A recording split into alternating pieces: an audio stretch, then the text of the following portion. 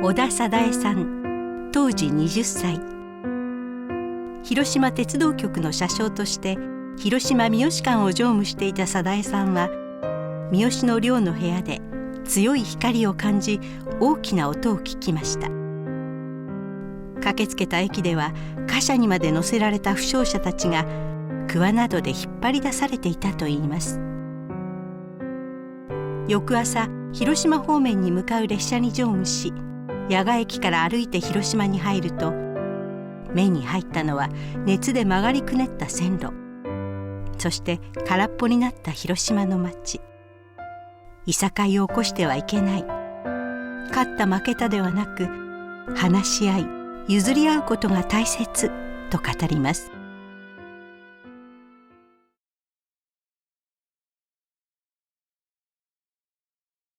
その当時は戦争中で若い人が下手に取りましたんで、車掌区が女子を募集したわけです。その時に車掌区人数が足りんので、私もホテルに入りましょう言ってだったんです。三好の車掌区、三好で福塩線と芸備線の岡山県の新見までを乗務するんです、広島から。放送役ですよね。で放送で出ました。で1ヶ月勉強させられて、テストをされて OK でパスしたら乗れるんですよ。寮がありましたからね、あそこにほとりに電車のほとりに、線路のほとりに山の手にね、マクと寮がありましたね、これ三好駅。もう三好はもうこれ行けつ取りますからね。午前中は今の松田東洋工業の軍事関係で機関銃作りよった言うて、そこへ運ぶ人を優先的に一番トップに運ぶんです。それから帰って今度は買い物行きますいうような人を乗せて行きよったんです。それから2往復しよったんです。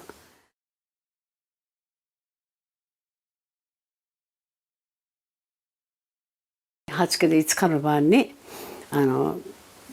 もう帰ろうかな思ったら、うーいう手のサイレンが鳴って真っ黒になったんです。広島市が火が消えて、そしたら機関士の人が「もう帰ろうか」言うて「帰りましょう」言うて9時40分の最終便で帰ろったら、光が出るといけるんですよ、ガラスの外まで。ほんで夜戸になりましたね、あれが。ほんで暑っていけるの我慢して、ほんで三好まで帰りまして、寝とったら8時過ぎで9時前ですかね、カーテン越しにピカッと光ったんですよ。でこれお天気なのにこれ夕立がするん思いよったら、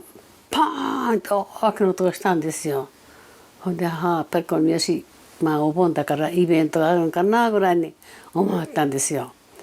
こうしたら夕べの時機関士が「起きたらん起きたらん」って大きな声で呼ぶんですよ、私を。で暑いから清水一丁で寝ておりましたんで、タオルを首かけて「はい」言うと首だけ出して2階から下へったら「今朝広島に爆弾が落ちて、広島焼きよるそうだから明日から夜間から折り返し運転じゃから」言うて家に来てくれたんですよ。その時にびっくりしまして、なんで広島の方落ちたのが三好の方でピカッと光ったりね、音がするのかな思ったんですよ。それで「あんた起きたらすぐ三好に聞いてや、今帰りよるから」言うて、ほんで今度三好に行ったんですよ。走ってそれこそも走って行ったんですよ。そして泣いたんですよ。貨車で来よってんですよ。いっぱい積み重ねて、死んだ人よ会うた人を、そのおじさん連中がね、軍事関係のおじさん連中が、ほいで私が下ろして「あんたここでの福山へ行くんと新見行くの分けてくれ」やっちゃったんですよ。分けて言うてもちょっとこうやって見たら、もう顔がもうぐちゃぐちゃで人の姿じゃなかったですよ。貨車で積んで来よっちゃったのが、その貨車いうのがたまに来とったんですよ。私は客席戦火ばっかし持っていましたからね、貨車で積んでそれがもううずくまっとるのをみんなこうやって重ねてあるんですよ。もうそれで自分がかけ下ろしてね、例えば私もこの服着とるものは下ろしようなで引っ張りようが、それからくわみ下ですくわえて畑ああなんやんでこうやって引っ張り下ろしてね、で私に簡単にね「あこれ持ってどこ調べてどっち行く福山君と分けにゃこれ」言うように簡単に言うてんですよ。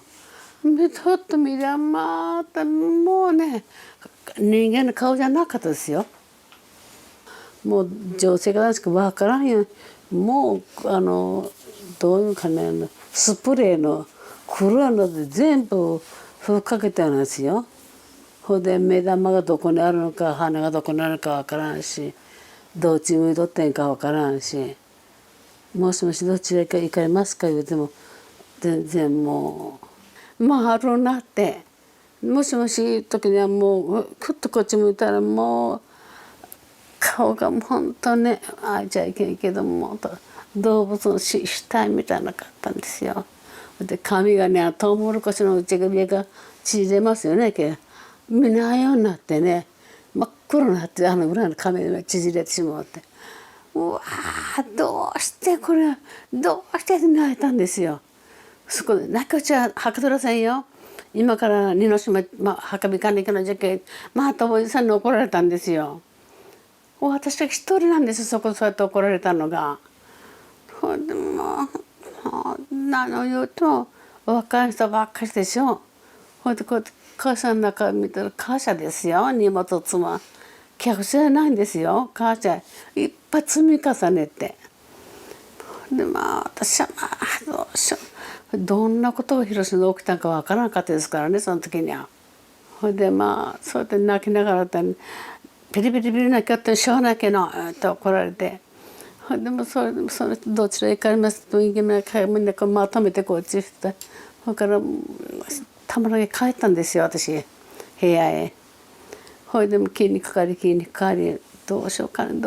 ねもう誰に相談することもできませんし言うても分かりませんし。ほいでそうこうするうちに夕方になって機関士が明日の朝行きゃいいけど夜間から折り返し運転じゃき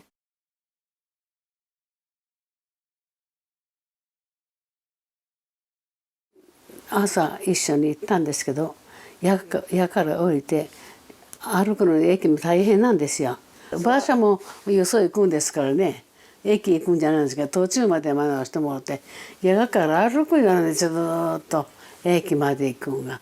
歩くことないですからね線路ずっと車掌しよる時には。でしょうがないから乗せてもらって途中で降りて歩いてそしたらちょうど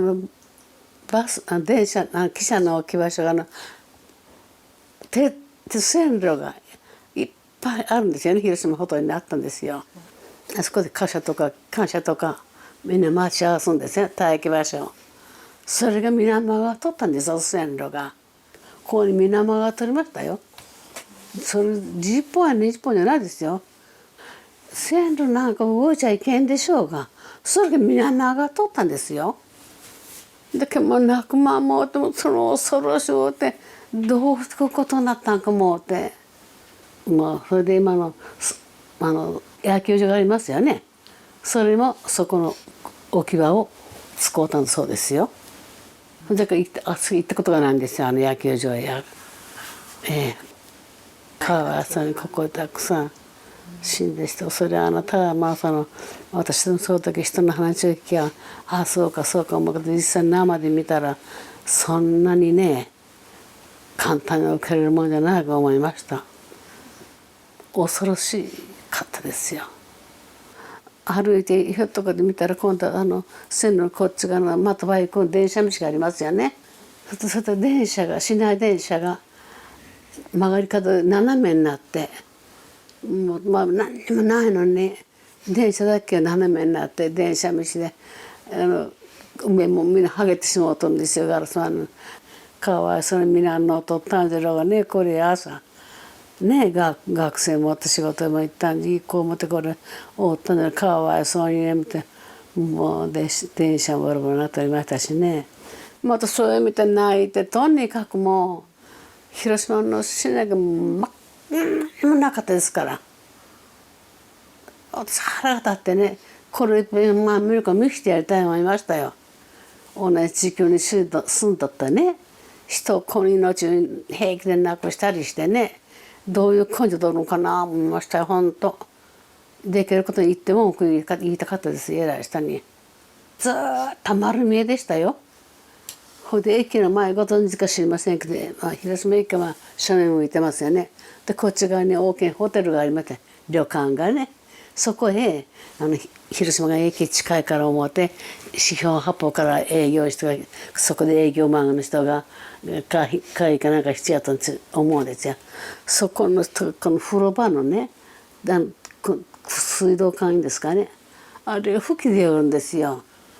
ほんでその横でタイルが白いタイル張り、それが茶けてから壊れてね、ああここ風呂場あったもちろん家はホテル何もなかったですけど、水を吹き出してありましたんで、この大きな。ほんで他は小さい水道出っ放しで、もうとにかく駅行って泣きましたよ。ほいで駅の屋根も何もないから、私芸備車7番線ですからね、で8番線が来る線でした。それ7番線のこの座ってますとここが真っ黒だったからね、ホームの。ほいでおじさんがおっしゃったから「あかんなあんたプロだったんですか?」って言ったら、ホームはおるとみんな引き下ろして焼いた後じゃった遺骨はどうなったんですか?」って言ったら「重油は骨まで焼け焦げるんじゃ」言っちゃったですよ。その時初めて重油言葉聞きました。もう居酒屋をしたらもうダメ、人間は。だからアメリカがいやこれで前って広島が潰してから買ったもんかしらんけど大きな大間違いですよ。それと恨んでますよほんと。そうやって言いきたいですよ、もういいからローンな状況もいいに。何にもなかったですから広島市が。ああことがあります？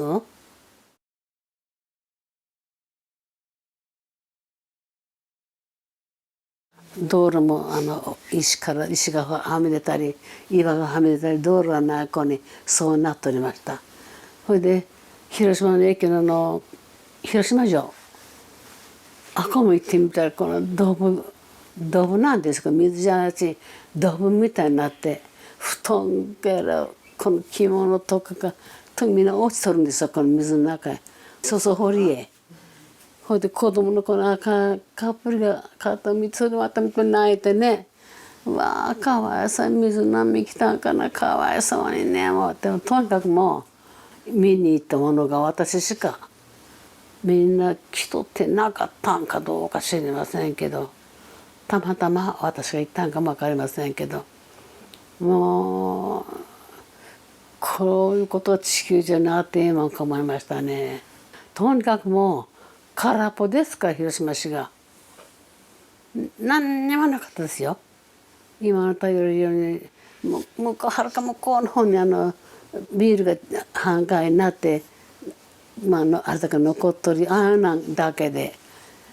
もう家も何にもここに何があったんかないとそれもないです。そんなの私は見てね、どうやって生きていけばいいかも思いました。でこれ広島と元戻るかな思いました。急になったら、もう手の打ちようがないですからね、一日でやらなかったんですよ。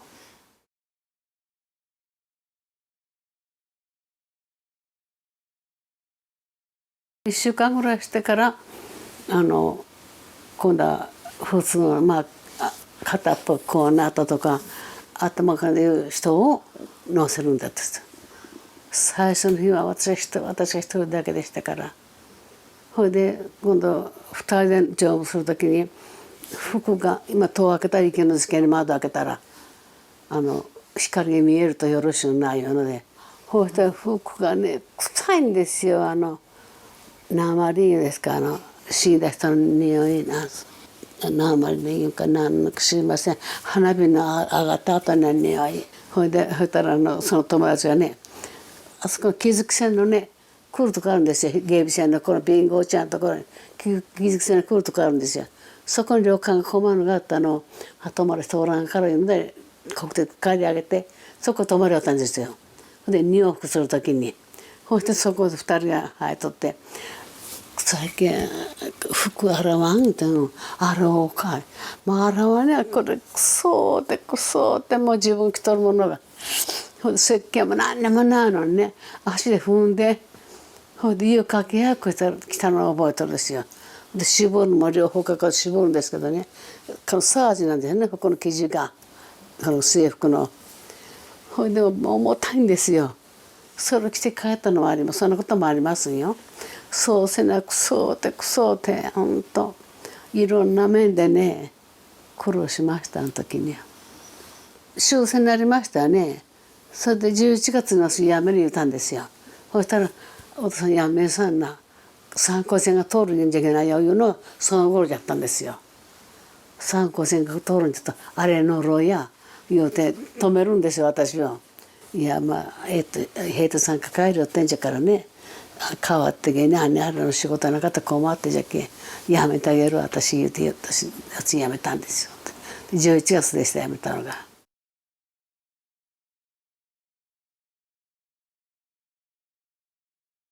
新見から帰る時に夜勤で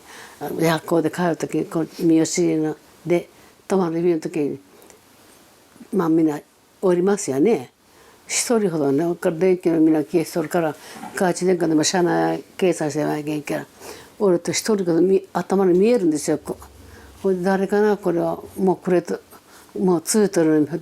でもしもし着きましたよ三好言ったらねこう止めてくださいってあったんです赤ちゃん抱いてからね。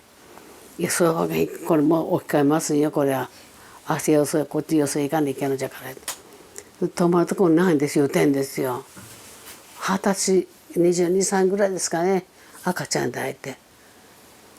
ほかまったと私びっくりしましたねそんなこと言うことしと。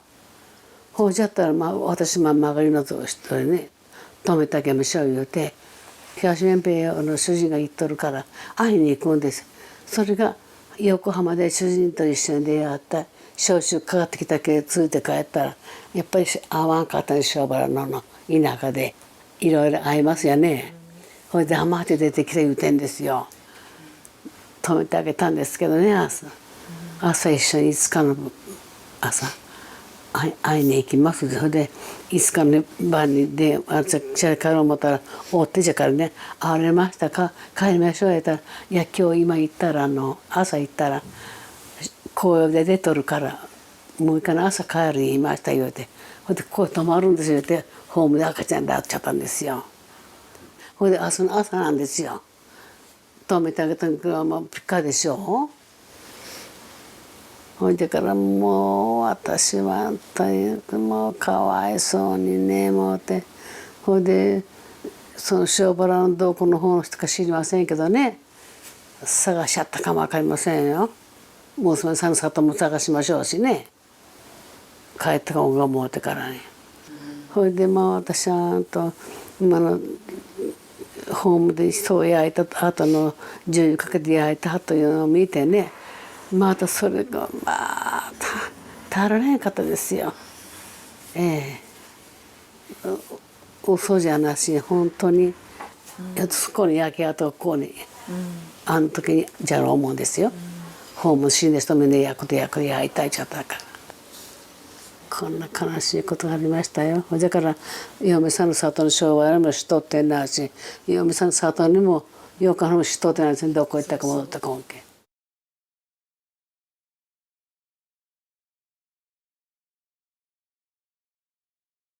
母親が言われましたからね「ピカの太田いいさんだよ見たいいさんだよあれみんなが好きじゃん嫌うてじゃけ」ほじから主人らでも知らんですそのこと言うとらんからね。ただ結婚してから子供できたらええやん思ってそのピカの話もあればねできればするけどこっちからなしにねだけどせんかったですよ。言っちゃいけんよ人に言いさんなよって人に会うたらあんたも会うたことになるんじゃから匂いがねあれが悪いじゃん体によろしくないじゃん。ほんで僕でも洗うたような話をしたことがありますからね。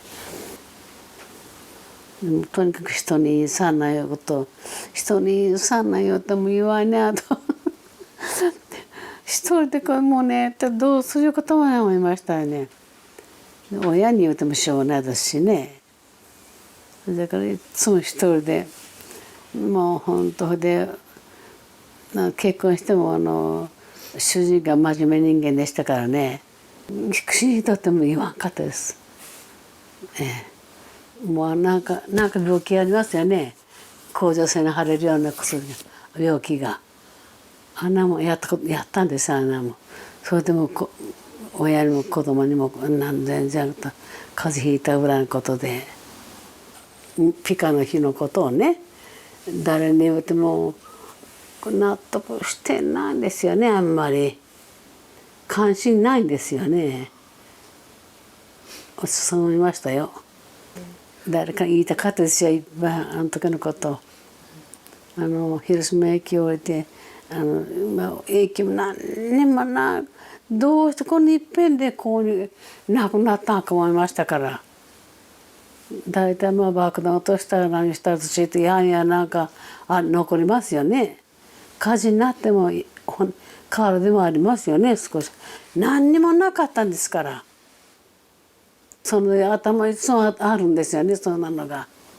忘れられませんのでねどうすれば忘れられますかねあんなの。死なないかもしれんねあんた。ずーっと覚えておりますよなんかなし。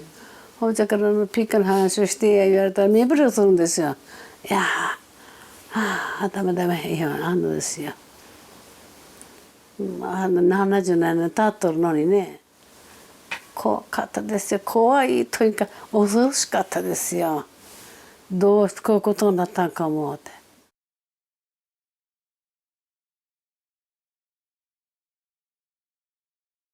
子供にでもね細かく言いますよ。喧嘩せんのよ。喧嘩したらいけんの言っていつも言うんですよ。仲良くせにゃんねそうやったら栄子になれるし賢くなれるんよ。喧嘩せんから仲良くせにゃんね言って子供に教えていくんですよね。いろんな話をしに来てくれいう話やらなんか子供にね話をする人おってないんじゃ言うていさかい起こしたらいけんことをまず言います。話を言いづらいことしなさい。勝ったけど意味ないんじゃからって言うんですよ。だから話はしなさい。で言いづらいことすればいいじゃん言うてそんなのも話するんですよ。親はやっぱり子供に定時やなんか見て話をしたんでしょうけどねお父さんに話をしてもらって本当もう子供は喜んで聞いたようでね怖かったんじゃと言うて今日言うてねお母さんが後から